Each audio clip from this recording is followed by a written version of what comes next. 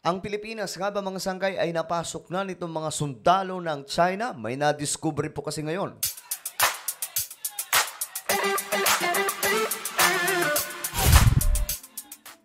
Magandang oras po sa lahat ng mga solid sangkay, sa lahat po ng ating mga kababayan na lagi pong nag-aantabay, nanonood po dito sa ating channel.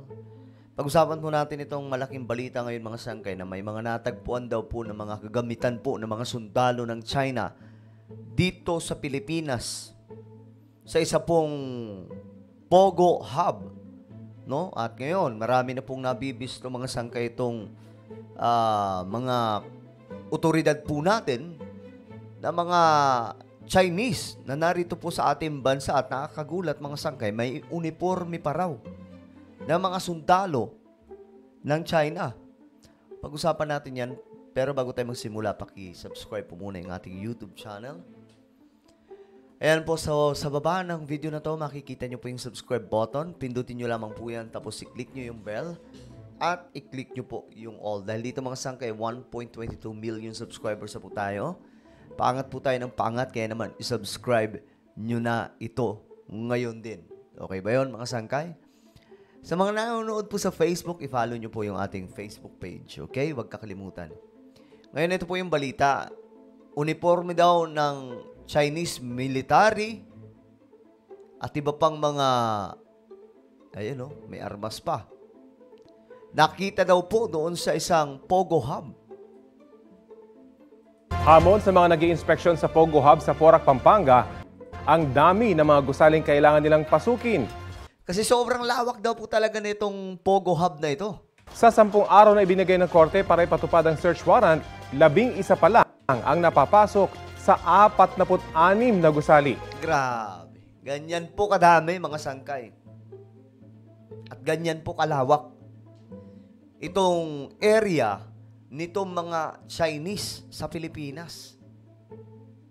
Na dinadaan lamang daw po sa Pogo itong mga ganitong klaseng gawain. Ang ano dito mga sangkay, ang dali lang pala i-invade ang Pilipinas dito mga Chinese, no?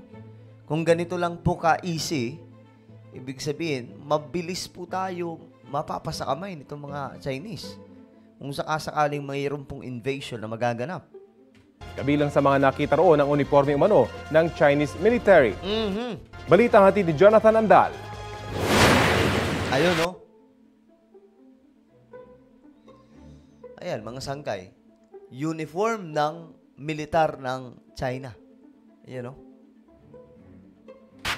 6 na araw matapos salakayin ng Pogo Hub sa Porac, Pampanga, ang mga uniforming ito ang natagpuan ng mga otoridad sa isang kwarto. Mga uniform ng mga sundalo ng China. So, anong meron? Napapabalita pa naman mga sangkay na napakarami daw ng mga Chinese ngayon dito sa Pilipinas. Yung iba daw po, daan-daan nag-aaral po sa may bandang Cagayan. Na nakakagulat daw po yung galong bilang ng mga Chinese na nag-aaral dito sa ating bansa. Camouflage ang disenyo at ang mga butones may nakatatak na PLA na tawag sa Armed Forces ng China.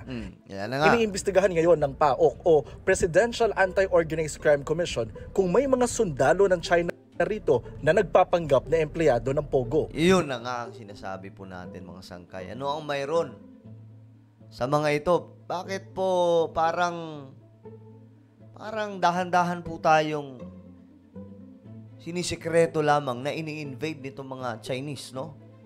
May nakita ring mga baril at posas sa loob ng isang building. May natagpuan ding mga sex toy at grabe naman yung Pogo Hub na ito. mga damit pambabae na indikasyong posibleng may nagaganap umano ditong online sexual exploitations. Nako.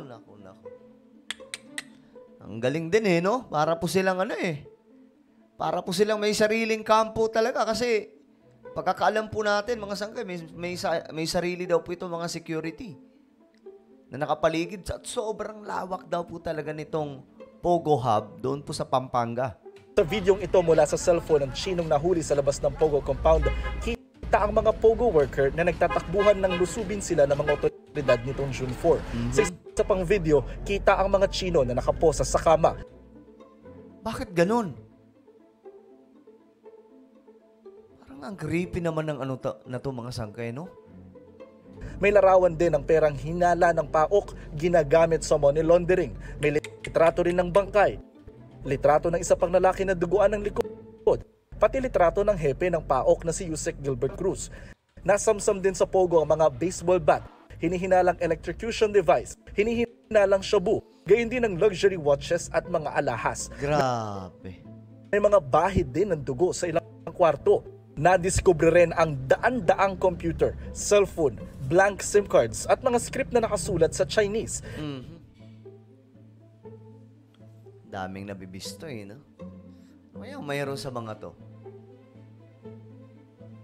Ang tanong dito itong Pogo Hub na nakita nila sa Pampanga, ito na ba yung huli o mayroon pang iba dyan na hindi lamang po nasasamsam po ng ng ating mga otoridad. Naalala ko mga sangkay yung sino ba yun? Mayor Guo na yung Pogo Hub ay nasa likod lamang po ng kanyang munisipyo. Grabe, no? Ito po ay mga sangkay, nakaka-alarma na may mga nakikita po tayong ganitong klase mga kalakaran na ang namamahala mga sangkay, itong mga Chinese. Isa sa nadatnan sa Pogo Hub ang nagpakilalang gwardyang Pilipino. Ayan o. Ito yun, mga sangkay. Tingnan nyo mabuti kung gaano kalawak yan. Grabe itong Pogo Hub na ito. Pogo Hub ang nagpakilalang gwardyang Pilipino na 3 araw daw nagtago sa loob ng isa sa mga CR. Nitong March 2 lang daw siya nagsimulang magtrabaho rito. Akala raw niya sa subdivision siya mata-transfer. Dito na lang niya nalamang Pogo Hub pala ang babantayan niya bilang perimeter guard. Karamihan daw sa mga nakikita niyang labas-masok na mga empleyado, mga dayuhan gaya ng Chinese at Vietnamese. Karamihan din daw mga stay-in. Mga Pilipino, ma'am, yung tatanong namin kung anong trabaho dyan. Yung internet gaming daw, yung mga ganyan, mga scatter, mga ganun ba. Sa internet sabong, sa TV lang po namin naanin, ma'am, pero dito naman sa wala pa naman ilalabas na ganun. Na ano? Yung mga ganun po na tinurtur, ma'am. Isa sa gustong malaman ng PAOK, sinong lokal na opisyal ang protektor ng mga illegal na pogo. Aba, syempre mayroon yan mga sangkay. Yun yung tamang tanong, sino? Sino yung protector? Kasi hindi to maglalakas loob ng ganun kung wala pong mataas na opisyal ang nasa likod. Hindi talaga naiwasan yan mga sangkay sa mga opisyal ng isang bansa. May traidor po lagi. Panahon po ni Andres Bonifacio, ganun din po. May mga traidor na mga opisyal. Panahon po hanggang sa nung time ni General Luna, ganun din mga sangkay, no? May mga traidor. So, sa panahon natin ngayon, ganun din. Mayroon siguradong Pilipino na nasa likod nito. Protector, mga sangkay. Panahon po kasi ito panahon po ni Tatay Digong. Talagang rampant po ang pogo dito sa Pilipinas. Ngayon, panahon ni BBM, nagkakabistuhan na. Hindi pwede silang mamayagpag kung wala silang protektor. Mismo. Yun ang sinasabi po natin. Meron at meron po yan. Mga local chief executives. At napakalalaki po nila Jonathan Nandal, nagbabalik. Grabe itong Pogo Hub na ito. So ngayon, mga sangkay, may mga nakita pong uniforme ng mga Chinese military. Kung kayo ang tatanungin, ano sa tingin nyo, ito ba ay ang ating bansa ba ay dahan-dahan na pong pinapasok ng patago lamang nitong mga militar ng China? Kasi kung iisipin nyo, kung naitago po nila itong Pogo Hub ng ganung katagal, ibig sabihin, ganun lamang po kasimple tayo masasakop nitong China. Diba? Nakaka-alarma mga sangkay na may mga ganitong klaseng ganap sa Pilipinas na itong mga China, itong mga Chinese yung nagmamaniobra. May mga Chinese din naman pong matitino. Matitinong nagnenegosyo dito sa Pilipinas. May mga permit. Pero itong mga sangkay, pinag-uusapan na po natin dito, ito yung mga illegal. Gaya po nitong Pogo Hub na ito. Very alarming. Kita nyo na mga sangkay, may mga nakita po sila mga Chinese military. Anong mayroon doon?